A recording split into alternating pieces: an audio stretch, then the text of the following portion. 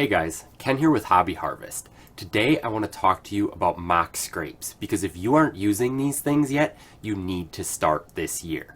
They are the cheapest, easiest thing to attract deer to a very specific part of your property. Now, you might be asking, what is a mock scrape? Well, very simply, a mock scrape is a man-made scrape. Except where a natural scrape may only attract bucks during the pre-rut and the rut, a mock scrape attracts deer of all ages and genders all the time, all year round. So, what do you need to consider when you're putting in a mock scrape? Well, first is, of course, location.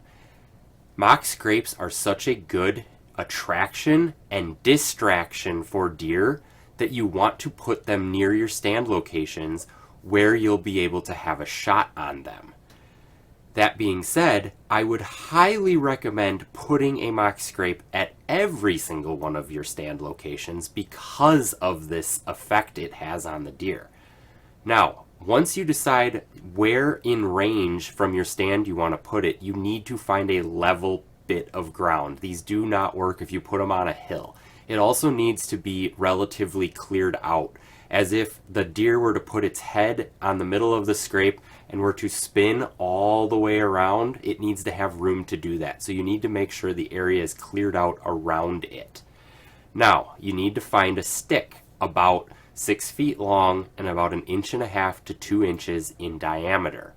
You take this stick and you tie a bit of paracord to it and you hang it so that the bottom of that stick is about waist high off of the ground. Now, you can pick a tree branch that is about 6 feet above waist height off the ground and tie it to that. Or I've even had success just taking a longer piece of paracord and tying it between two trees and then dropping the mock scrape down from the middle of that paracord. So effectively there's a 6-foot branch just sort of suspended in midair, but right over a mock scrape. So once that branch is hung up, you want to take your boot or a rake or whatever and scuff up the dirt. Get any natural organic material out of there, any dead leaves, any bits of grass that might be growing, scuff all of that out of there so that it's exposed to bare dirt. Now, if you've seen a natural scrape in the woods before, the amount of dirt you should scrape up is even bigger than that.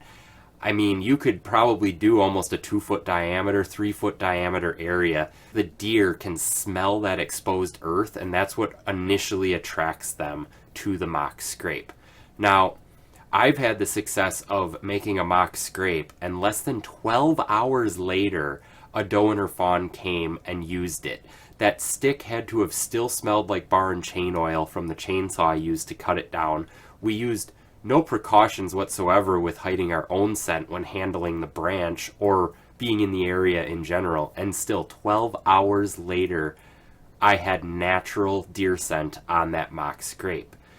Now, that brings me to another important bit here, is should you put any artificial scent on the mock scrape? And the answer is no.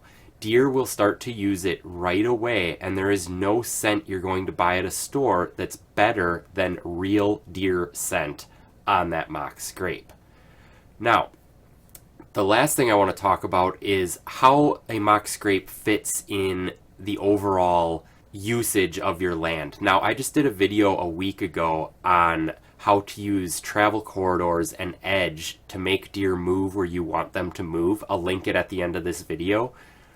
But in that video, I talk about using mock scrapes to sweeten up your travel corridors in order to get deer to use them.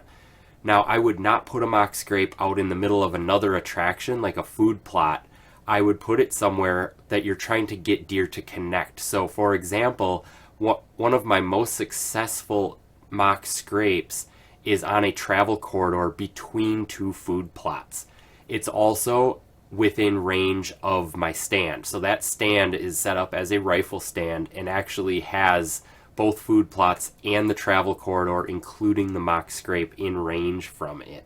This is an excellent place to put one because it makes the deer want to use that travel corridor, so it makes the deer move where you want them to move, and also places them in a place where they're going to be distracted to rub their face on that mock scrape where you have a shot at them. In fact, the buck that I shot this year, he was on the edge of one of those food plots heading towards the mock scrape. I actually made the mistake of bumping my rifle against the upright of the stand, making a low thud noise. He never even looked at me because he was so intently staring at that mock scrape. Well, guys, I hope this helps. You really need to get these in the woods if you haven't already. Make sure to hit that subscribe button if you enjoy this content, and I'll see you on the next one.